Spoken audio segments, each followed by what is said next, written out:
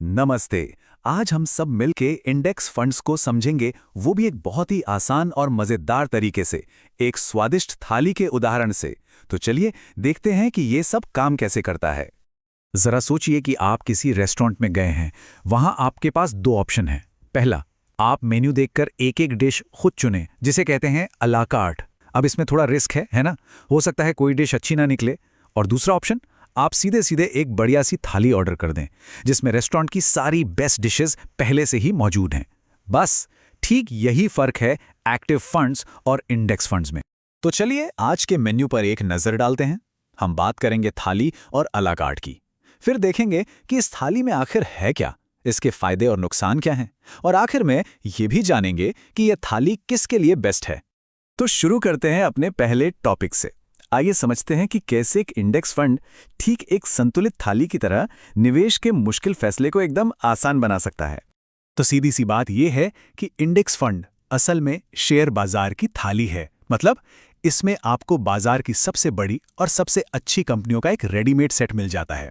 कोई दिमाग लगाने की जरूरत नहीं, कोई कंफ्यूजन नहीं।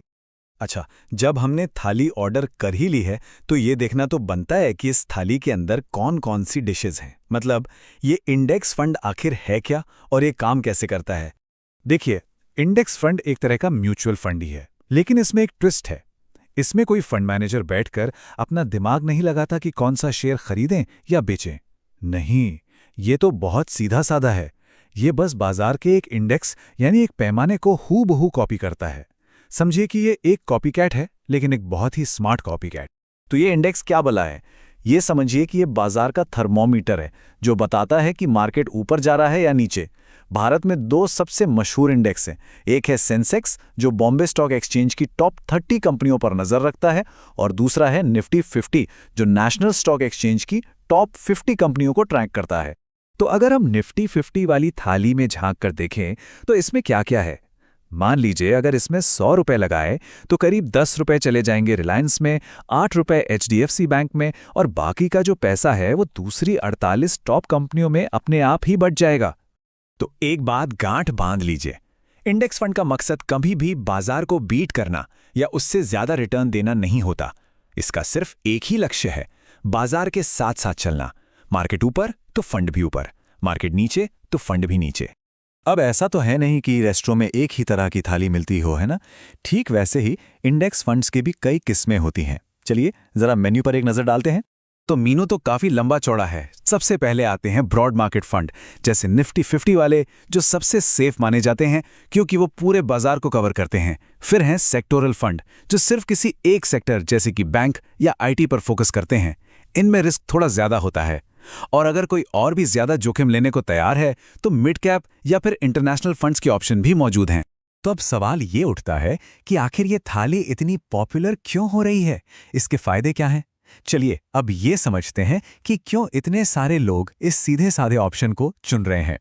सबसे बड़ा, और मेरा मतलब है सबसे बड़ा फायदा है इसकी फीस, जिसे हम एक्सपेंस रेशियो भी कहते हैं। इंडेक्स फंड में ये खर्चा सिर्फ आप मानिए 0.1% के आसपास होता है। वहीं दूसरे फंड्स आपसे 1.5% से लेकर 2% तक चार्ज कर सकते हैं। ये जो छोटा सा अंतर दिख रहा है ना, ये लंबे समय में रिटर्न पर बहुत बहुत बड़ा असर डालता है। कम लागत तो है ही, पर इसके अलावा और भी फायदे हैं। एक तो अलग अलग स्टॉक पर रिसर्च करने का कोई सरदर्द नहीं। दूसरा, पैसा अपने आप देश की टॉप 30-50 कंपनियों में बढ़ जाता है। और सबसे जरूरी बात, किसी फंड मैनेजर की गलती से पैसा डूबने का खतरा नहीं रहता, क्योंकि यहां सब कुछ ऑटोमेटिक तरीके से होता है। लेकिन रुकिए, हर चीज परफेक्ट नहीं होती है ना। हर थाली के साथ कुछ शर्तें भी तो आती हैं। तो एक सही फैसला लेने के लिए यह जानना भी जरूरी है कि इस थाली की कमियां क्या हैं। ये एक कड़वी सच्चाई है और इसे समझना बहुत जरूरी है। अगर कोई रातों रात अमीर बनने वाले मल्टीबैगर रिटर्न की तलाश में है तो ये थाली शायद उनके लिए नहीं है। ये फंड आपको बाजार के बराबर रिटर्न देगा, उससे ज्यादा कभी नहीं। एवरेज रिटर्न के अलावा एक और बात है, इसमें कोई सेफ्टी नेट नहीं है। मतलब जब पूरा बाजार गिरेगा तो इंडेक्स फंड भी उसके साथ ही गिरेगा। साथ ही कभी कभी फंड के रिटर्न और असली इंडेक्स के रिटर्न में एक बहुत छोटा सा अंतर आ सकता है, जिसे ट्रैकिंग एरर कहते हैं। ये आमतौर पर फंड के खर्चों की वजह से होता है। तो हमने थाली के बारे में लगभग सब कुछ जान लिया है। अब आते हैं सबसे जरूरी सवाल पर। आखिर ये थाली किन लोगों के लिए सबसे अच्छी है? और हाँ, जब कमाई निकालने की बारी आती है तो फाइनल बिल यानी कि टैक्स कितना लगता है? तो ये थाली उन लोगों के लिए एकदम परफेक्ट है जो शेयर बाजार में बिल्कुल नए हैं, जो ज्यादा रिस्क नहीं लेना चाहते और जिनके पास रोज रोज मार्केट को ट्रैक करने का टाइम नहीं है। ये लंबी अवधि यानी 10-15 साल के लिए निवेश करने वालों के लिए एक शानदार ऑप्शन है। और अब आखिर में फाइनल बिल की बात, यानी कि टैक्स। अगर निवेश को 1 साल के अंदर ही निकाल लिया तो मुनाफे पर 15% का short term capital gains tax लगता है।